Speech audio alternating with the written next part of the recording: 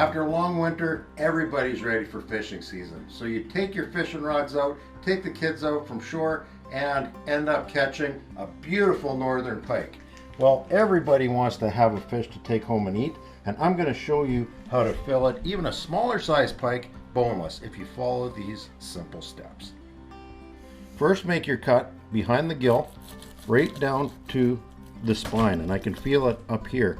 The next cut you want to make is, I call it a cheater cut. So I'm separating the flesh with my fingers, going around those pelvic fins and right down to the vent. I'm not cutting into it. And this is why even with this, I did touch the intestine, and we can actually see that there's a cisco in there. So this fish has been eating very well. But by doing that cheater cut, we're going to avoid cutting into the guts. So now that we've done our cheater cut, go back up to the spine, which is running along the back, of course, and jog your knife. Just give it a couple saws so that it's flat against the spine. And when it's flat against the spine, cut down a little bit, stop, hold on to it, cut some more, stop, cut some more. You don't want your knife, especially when you're not used to filleting a lot of fish, you don't want your knife to get too far away from your hand that's controlling the fish. So I've stopped again, and now that I'm on top of the dorsal fin and anal fin, I'm just sawing back and forth, keeping that knife against the spine. And when I get to the tail, I stop. I don't cut it right off. What I do is I flip it over, and here we can see we've got a beautiful fillet and a really very, if any, meat that I've missed. So I haven't cut through the tail, and what that allows me to do is just gently start this under the skin until I get down to the skin, and now I've got a handle, and I can keep that blade flat, and I'm actually moving the tail with my left hand here a lot more than I'm actually moving the blade. And in Saskatchewan and most jurisdictions in Canada, you have to leave some skin for identification. So that's our first fillet. Now I'll do it to the other side. Cut down to the backbone, make my cheater cut,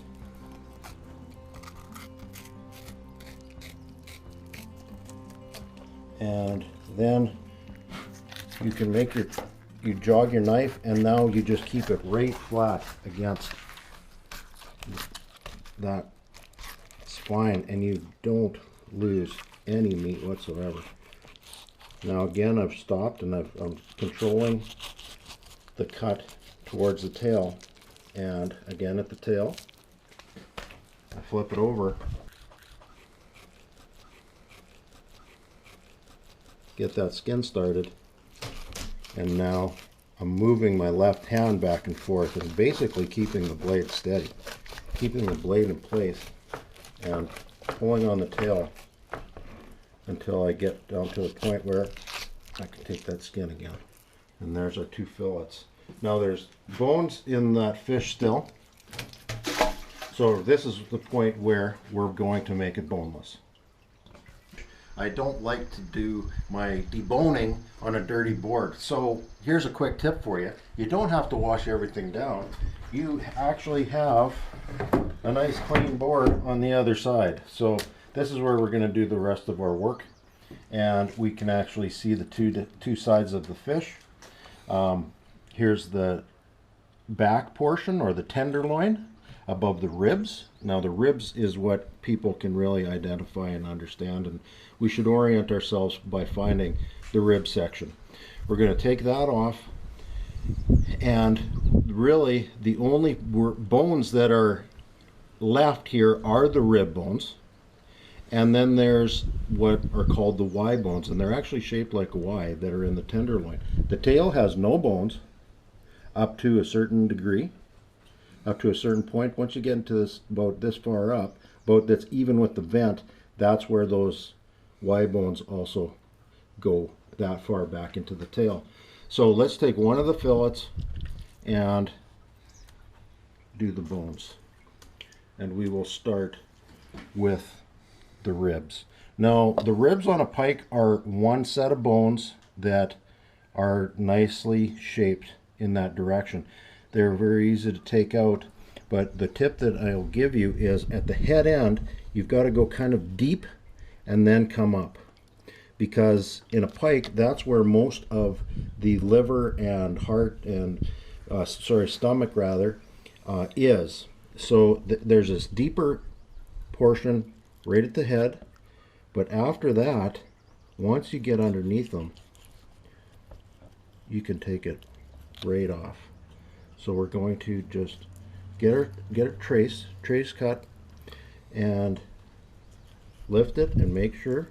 And if you're not sure, actually get your fingers in there, because you will feel if there are bones sticking out in different directions. If there are, you didn't go quite deep enough. So get underneath those bones, take all the ribs off the fillet, and if you want to trim that a little bit, that's fine. This is all boneless now. Now, this is where it gets a little bit tricky, but what I like to do is I like to just trace my blade and get an idea of where the bones are. You can actually not see the bones, but you can see these white nerves that are actually at the end of the Y. And the Y is shaped like this. So if my elbow is those white nerves that I showed you, and my shoulder is the other part of the Y, you can see that this is how that Y bone lies in the tenderloin.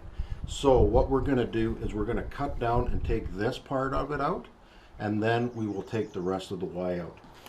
And the way you do that is, again, you find those white nerves and you cut just above them, or dorsally towards the top of the fish. Remember, the ribs were here, so this was the back part of the fish.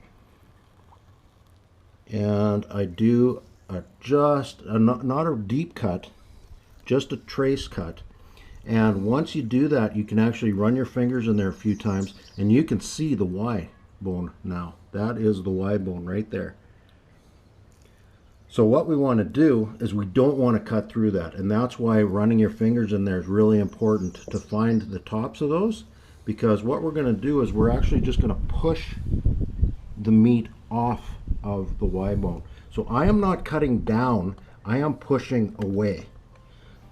So I'm pushing a little bit, bring it back, push a little bit, keep pushing all the way down.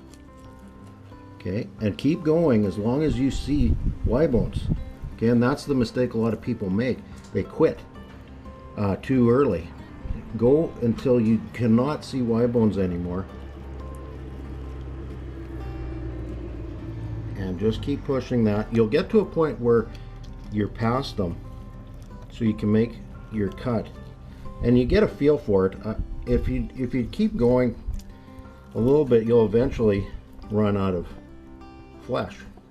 And I cut it right like that so that I could peel it back and totally expose it. So now I've got that top of that Y bone exposed.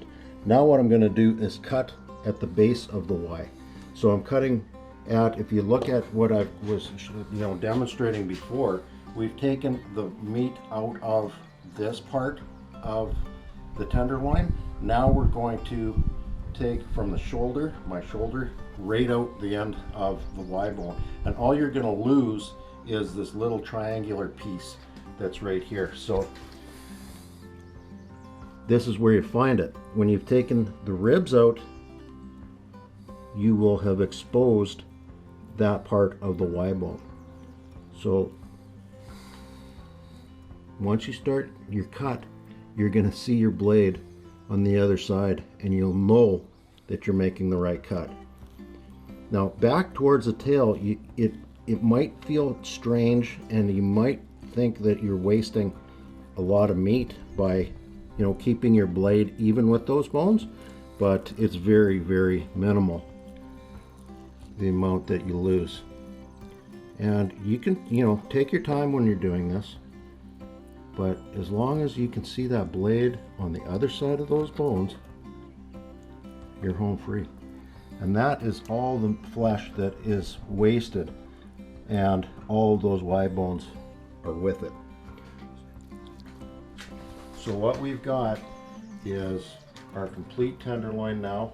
The Y bone, the tenderloin actually, or the back strap, was split in half at about a 45-degree angle by the Y bones.